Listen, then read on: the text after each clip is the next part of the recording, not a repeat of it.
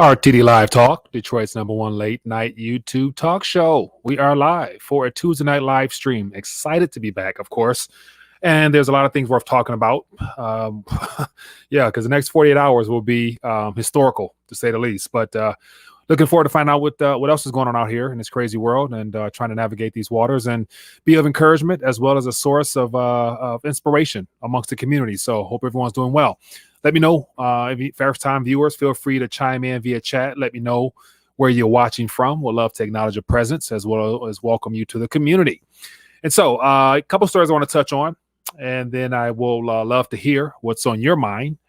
And so a lot of activity going on out here, man. In the financial realm, when you see all this green as far as, assets, whether it be the metals or the digital assets going upwards, it's supposed to provide that feeling of of excitement. But I'm sorry, it's day two, and I'm still not comforted by the increased nominally of all of these assets just because of all the other issues. And I feel like we're being set up for some type of rude awakening. But let me know if you guys have that same feeling, or I might just be by myself. So, but curious to find out what you think.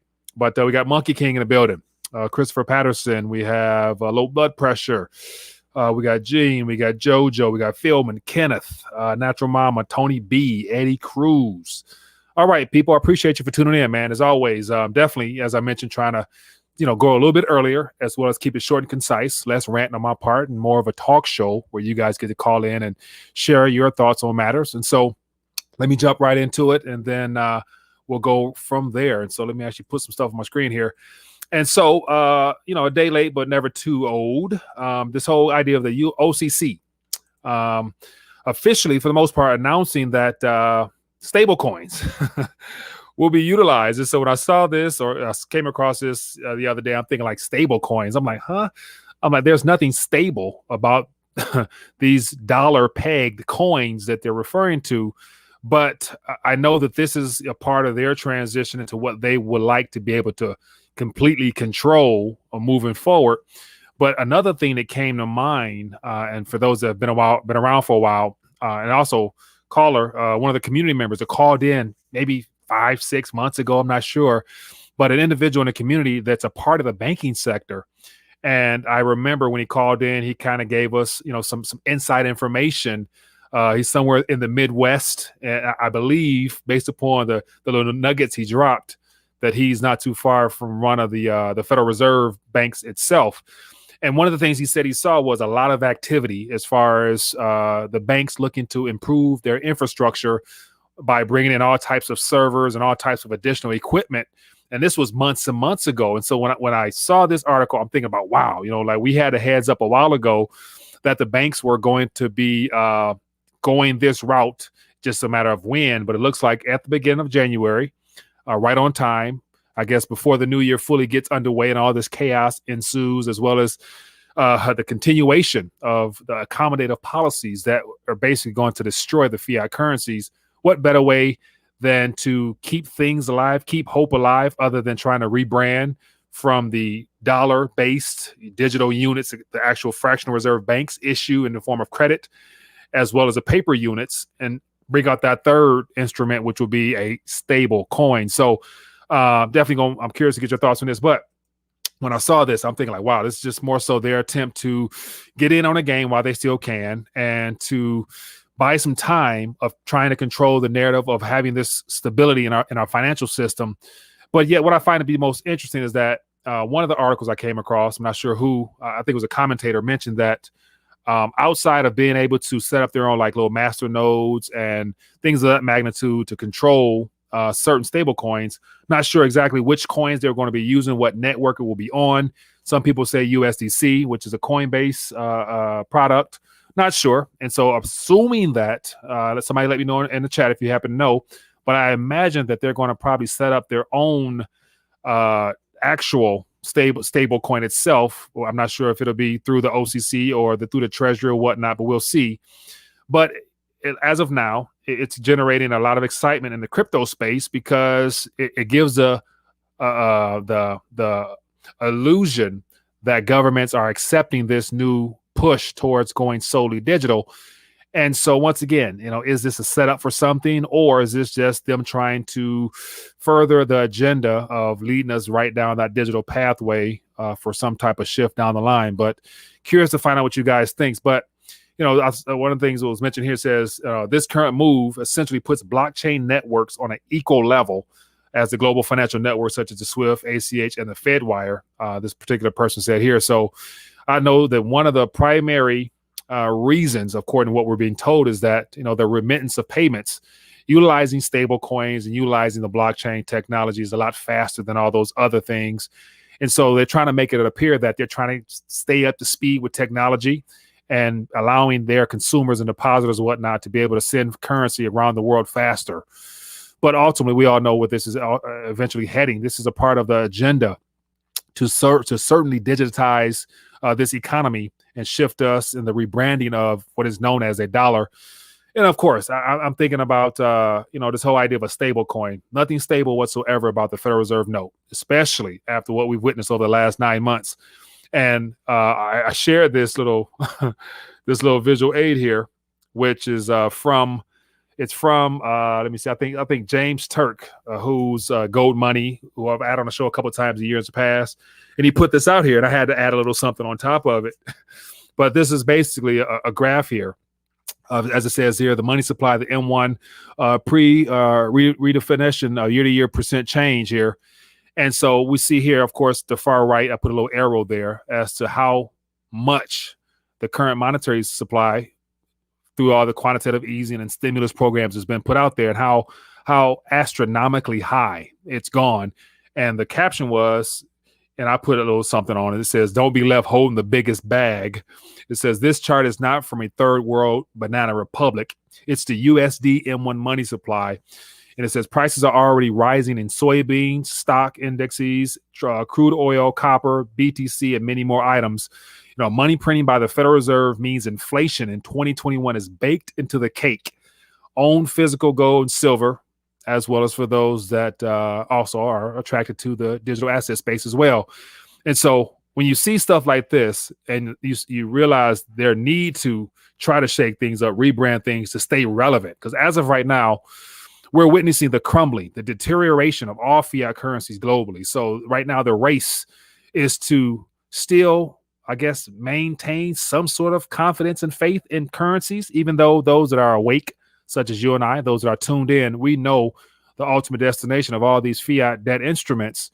And so this is a matter of either they jump on board with the movement or be left behind and completely lose control. And so that's why this stablecoin stuff, I think, is so interesting, because it's at the beginning of 2021, at the same time that we're transitioning into that next world order. And then also another thought came to mind is how I think it was the cover of the Economist magazine talking about the Phoenix that would have been officially rolled out. I think it was 2018, if I'm not mistaken. And so that's come and gone.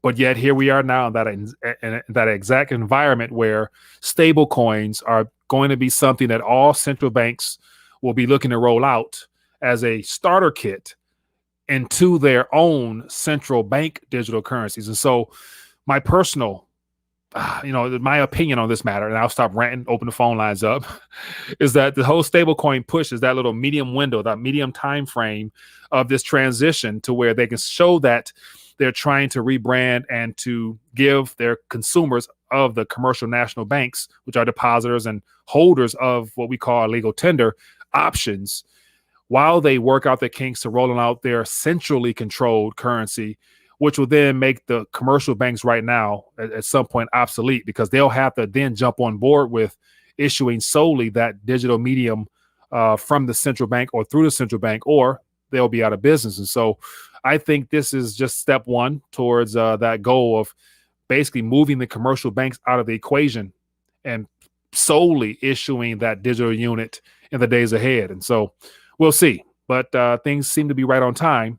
But while all this stablecoin talk is increasing, there's no better way of getting a real look as to how bad things are other than to look at the current U.S. federal debt to GDP ratio. And as of right now, we're at 130%, which means we're literally already in the negative, which means Uncle Sam is beyond tapped out. He's literally gasping for air to stay relevant and stay alive in this current shift. And so what better excuse to keep Uncle Sam pumping, his heart pumping, other than to digitize him, make him a cyborg in this push towards this digital economy that they're trying to rebrand us into. So yeah, man, this is the clock, the national debt clock, $27 trillion and counting. And so the U.S. federal spending is $6.6 trillion. Our deficit's 3.1, and of course higher than that.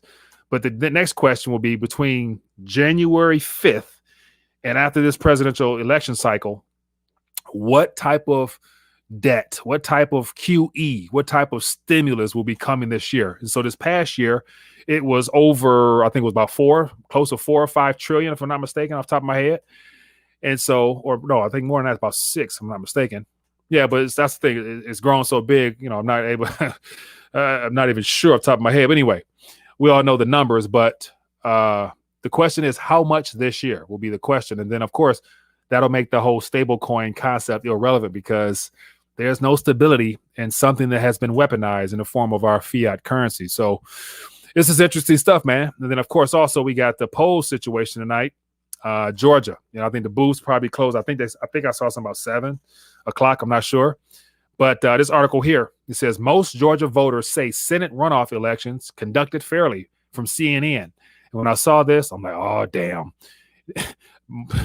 I've already seen more than enough videos of those ballots being counted in Georgia. And from what I saw, you can't count things 2, 3, 4, 5, 6 times and not be considered a fair, fairly conducted election. So the fraud will be rampant in Georgia tonight. And I even saw something earlier that one of the counties that's using the Dominion software had a little glitch or something like that. So I'm not sure if that's true or not, but when I saw that, I wasn't surprised. And of course, we got tomorrow. And so this is another article that says Congress count of Electoral College votes could be the most contentious in 144 years. Here are the past dramatic moments. And so once again, the next 48 hours, people, will be very, very interesting. Very, very interesting. On top of that, you know, as I start off, for those that came in late, I was saying how uncomfortable seeing all these assets in the green for the most part makes me feel, because, you know, of course, you want to feel good that you've made the right moves ahead of time by preemptively position yourself financially to be able to prosper during this time. But then you look at the world we're heading into, where our entire country, from a political standpoint, is our economy is corroding at the very seams. And another thing that was brought to my attention tonight was that for the candidates that are running for the joint Georgia Senate seat, the Republicans in particular, mention nothing about how severe those 2 seats will be in the future direction of our country when it comes to some of the key issues. And one of the key issues amongst many happens to be gun ownership. And the fact that if those seats are lost and the Senate is predominantly controlled by the Democratic side, you can guarantee that between now and summer, there's going to be some type of legislation rolled out there on trying to roll back the Second Amendment and the ability of owning certain types of guns, you know, even more so than what has been thrown out there.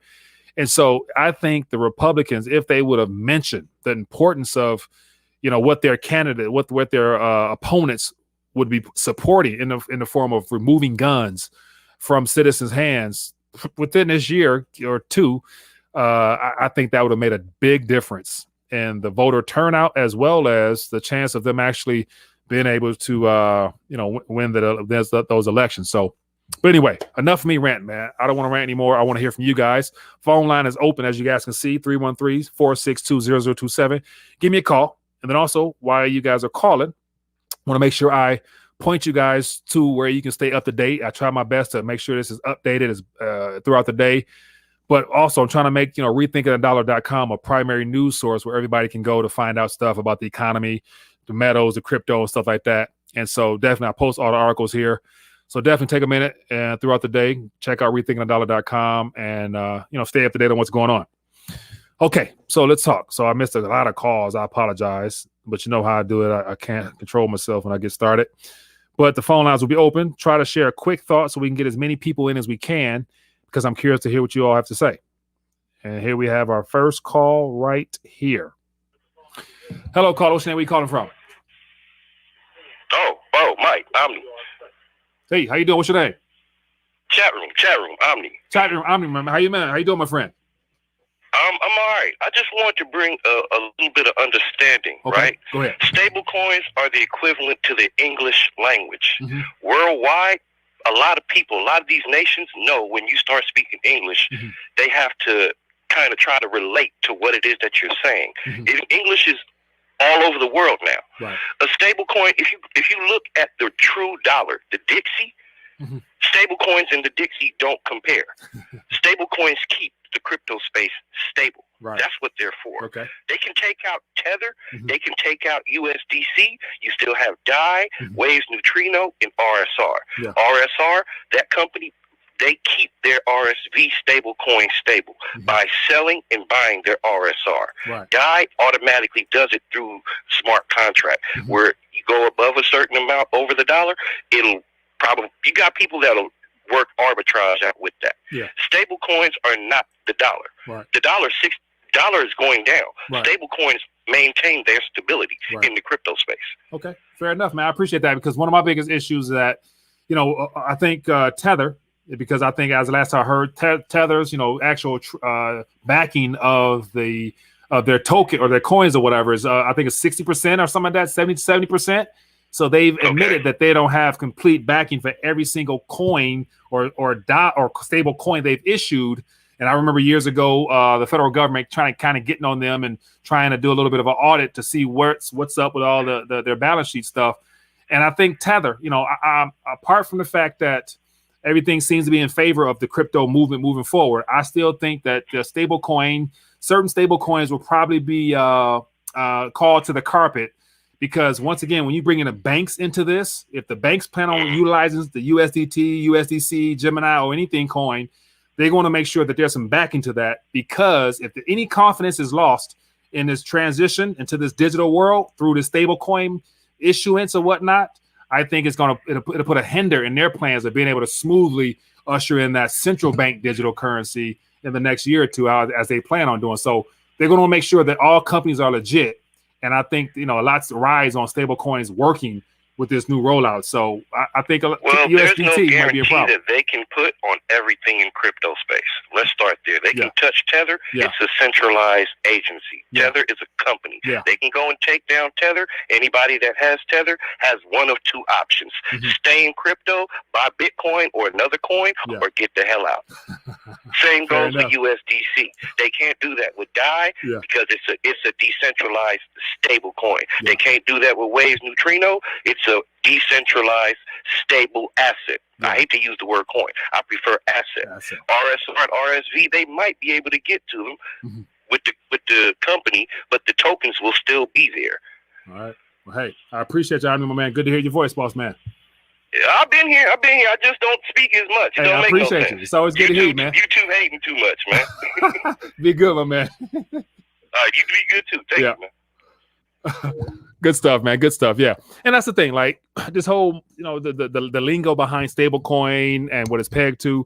I know one of the biggest things that I think has further advanced the whole crypto movement and the adoption push has been the on and off ramp of people being able to get in and out of cryptos during bear and bull markets, especially. So I know from a trading standpoint, especially a lot of people, they take their profits and turn it back into stable coins and sit out for a while. And so it's become a integral part of this whole cryptocurrency space, because it's allowed people to get in and out in a faster manner than they would be able to actually going through the banking system and cashing out and putting it back in the actual USD into their bank accounts and trying to get, so that was a very slow process. So, we'll see, but a lot is riding on this stablecoin process working out.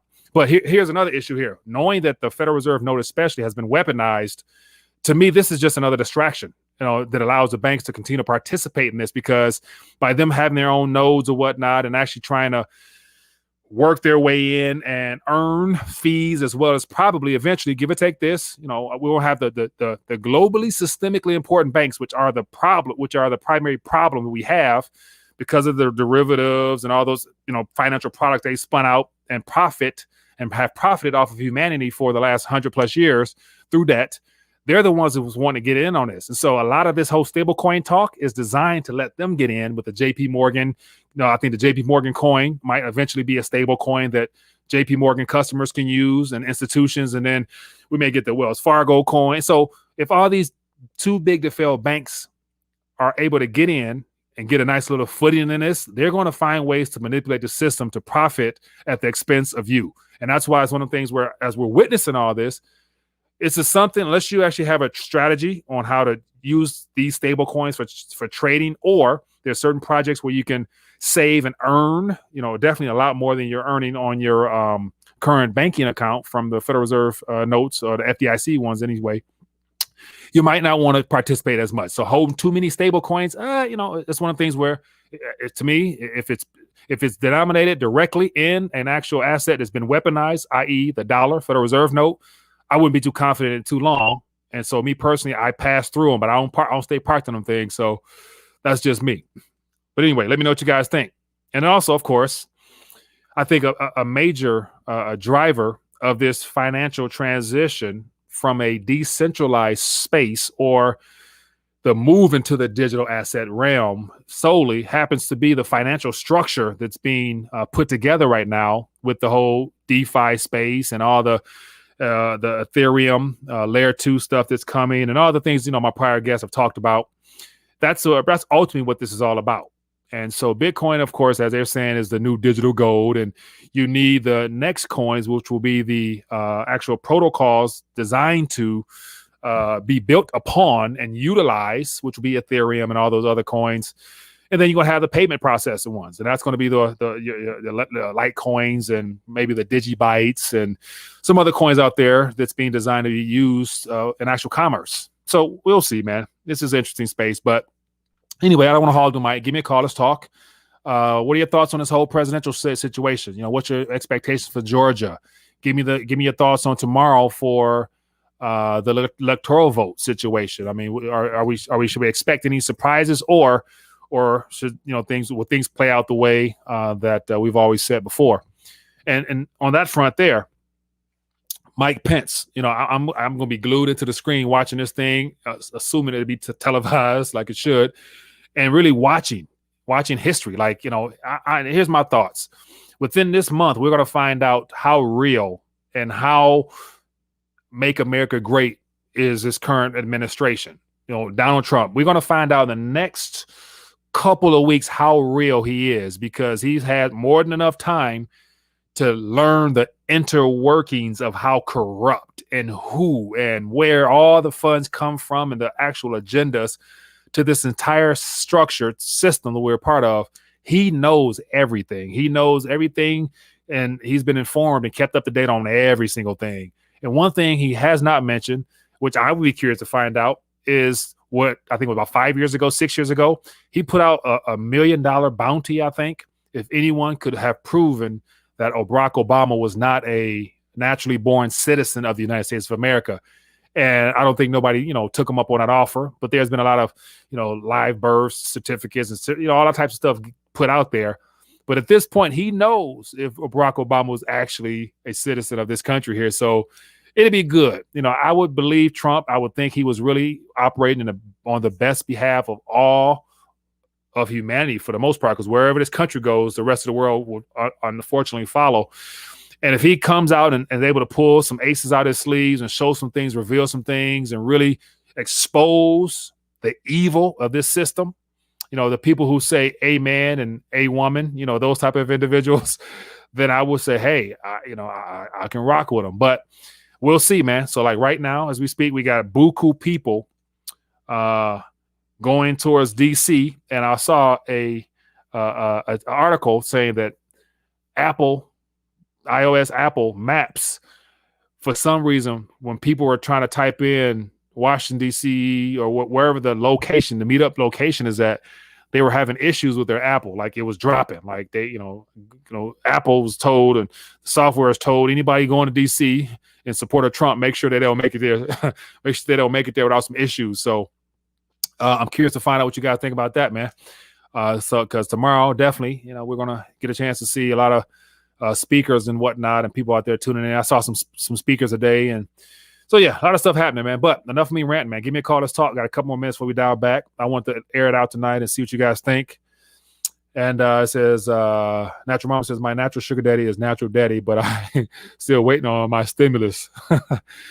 And so assuming, I saw an article as well mentioning that people who utilize H&R Block, their stimulus is having some issues with the direct deposit process, as well as some other things where people, funds going to the wrong people or wrong accounts. And so once again, whenever you put the government in charge of something, especially an emergency measure type of event, it's bound to fail. I imagine, you got hardworking Americans that contribute to the system who's having issues getting a little bit of funds, but you have people who passed away 5, 6, 7 years ago. They're probably getting stimulated in their accounts. And we got illegal immigrants. Ain't no telling what funds is going towards illegal immigrants in this country. So, yeah, man. But it is what it is. So let's talk. Give me a call. I'm curious to hear what's going on. Dexter Day says, I got my stimulus. Michelle Obama's gender is classified information. If Trump is real, if Trump is real, he know the deal. Now is the time to air it out. None of this, because he already said he's not going to concede willingly. And so we'll see how that plays out, because it's being set up to be a big drama fest. And as I mentioned last night, never sleep on the idea that we can have two different administrations. We can have a dual administration, one that's quote unquote official, even though, I don't have any confidence whatsoever in the whole prior voting process as to how, Biden, who apparently can't even seem to draw any type of crowd whatsoever, or even live streams, gets no crowd. Every time I see a live stream from Biden, there's more thumbs down in the YouTube video than there are thumbs up. Like, so you mean to tell me he got more votes than Barack Obama? And people voted for Barack Obama just based upon his skin tone, nevertheless, what he stood for. So come on now. I'm not no dummy. But anyway, what's going on, man? Let's talk. Time to put up or shut up. Dexter Dave, 100%, man. Either he's real or he's not. And within this month, we're going to find out. Adam says, Mike will be smart to have a little bit of all things. Oh, we go. I missed that. Nasara is real, Mike, and that changes everything, don't you think? Okay, so the Nasara movement, I've had a chance to listen to a couple commentators talk about it. And so here we are, January 5th, and I personally have not seen much that would lead me to believe that the idea of taking back our monetary sovereignty as a nation, removing from the central banks, canceling debt, issuing, sound money to the people. I don't see anything. If I'm mentioning all those attributes of that movement correctly, I'm not seeing anything of that magnitude that would lead me to believe that that's what's really going on. But I could be wrong. But just on the surface, when you see all this talk about the digital atmosphere of things, I still ain't seen nothing about debt forgiveness just as of yet. And so I see a restructuring and a rebranding of our monetary system towards this digital agenda. But once again, I don't see any. It's still being controlled by the same forces that put us in this mess currently. So that's just my 2 cents there. Let me know, though. I could be 100% wrong. Mike says, you have 4 years to see what Trump was all about, Johnny. And so overall, I would say this past 4 years was very effective as far as him doing some disruptive things. He restructured some things in a favorable way for our country. Now, he promised a lot of things in regards to Hillary, especially. And last time I heard, he said Hillary is an outstanding citizen and all that other crap. So, not sure. But hello, caller. Which name we calling from? Mike, Tim, Colorado. Tim, how you doing, my man? Good. So, do me a favor, real quick. Mute the computer, because we hear myself again. Sorry. It's all good. What's on your mind? Oh, not much. I was just asking if it's getting exciting enough for you yet. Exciting is not even a strong enough word to mention to categorize how serious these events are, man. Yeah. But how about you? How about for you? Correct, sir, and thank you for saying that. I appreciate it, man. How about for you? I'm just trying not to freak out. Yeah. It's hard not to do it, man. It is what it is, man. I'm gonna stay prayerful, and yeah, just wait and see the next 48 hours how things pan out and pray for the best. And I'm definitely in prayer for our leadership because we definitely need it. Our country is falling fast. Yeah, I know, Mike. I'm not talking about minutia here. Yeah, I'm talking about the big picture. Yeah, yeah. The big picture. That's the thing. Like it's great to be optimistic and to hope for the best and prepare for the worst. But as I've always mentioned, from a spiritual standpoint, as this thing moves forward, there's events that have to occur in order to get to that final end of what those that believe in Christ should be expecting. And it's not going to necessarily be an enjoyable ride. So I'm not sitting up here wishing that, say Trump win, he's going to, disrupt everything and we're going to go back to the norm. No, the norm is what we make of it moving forward, knowing that it's going to be a battle on all fronts, financially, spiritually, physically, politically, you name it. Like from here, this decade, as I mentioned before, it's going to be a test of our faith and everything else. So, just, brace for it and prepare for it and try to put a smile on through it. So. I'll tell you what, Mike, yeah. You should write that down, but it's hard to remember what you just said, But, I mean, that was very succinct and well put, sir. Appreciate it, my man. Well, Mr. Tim, I appreciate you, man. I appreciate you. About to get ready to dial back, trying to stick to my script of doing a shorter format. You bet. But I appreciate the call. Spread the love. I will. Appreciate you, my man. All right, people. There we go. We have it. 31 minutes, man. And so trying to be concise on my time and give you guys more of a window to call in and share your thoughts. I see a lot of good talk in the chat, and definitely have at it. But other than that, for those that are interested, definitely this is what you want to do. This is what I would encourage you to do real quick. Let me pull this up here. If you want to keep the chat going, feel free to join us. Let me put this screen up over here. As soon as I end from here, I'll go jump in over here, and we can continue this chat a little bit. So let me pull this up on my screen, and so you guys can see what I see. And this is a place where you want to go. Let me open this window up here. So if you guys want to, here is the Rethinking Dollar forum, i.e. Discord. And so you guys can go over here. We got a couple of community here sharing stuff throughout the day. So definitely connect with us over here. I'm about to go over there right now and we can chat with our fingertips. But other than that, people, it has been great hanging out with you. Appreciate you for doing such. And I want to make sure I remind you guys to, as I mentioned earlier, get your weight up, people. $27.57 silver. It's the cheapest it's going to be for the rest of this decade. It's good to say, like right now, barring some type of manipulation to, get away from the futures and contracts, all stuff like that. $27.57 spot price is going to be the cheapest we're going to see anytime this decade. So for those that believe in something tangible and physical, something you can feel in your hands. Let me see. I got a couple of them things. Got a couple of them things right here. Some things you can feel in your hand. Right now, it's the cheapest time to get it. So for those that like to speculate and trade, take some of those profits out from the crypto space, get your weight up. And also, make sure you do so. I got the Get Your Weight Up round. I'm going to make sure I point that out to you guys for those who want to support the channel. And then, as I also mentioned, make sure you guys visit rethinkingthedollar.com. I got articles on all types of stuff to keep you guys up to date. So other than that, people, appreciate it. If you've enjoyed the back and forth, give it a thumbs up. Show your support. Share this information for those that are still asleep at the wheel. There's a good portion of the population have no clue as to what we talk about and how things are unfolding. But definitely, it's your responsibility once you know better to help others do better as well. So be blessed, be safe, and I will see you guys later. And if you want to be a blessing beyond a thumbs up, feel free to become a Patreon. I'm working on some things now behind the scenes that I'll probably just share with the Patreon side of things, so you don't want to miss out on that. But be blessed, be safe. Peace. Hey there, sorry for this interruption, but I wanted to bring something to your attention. If you've been enjoying this live stream, why don't you partner with me and be a support to the channel via Patreon membership for just a minimum of $5 a month. All you have to do is scroll down beneath this video here, click the Patreon link, then consider donating as little as $5 a month towards the channel. A little bit of crumbs can go a long way, and I appreciate your support. Now, let's get back to this live stream.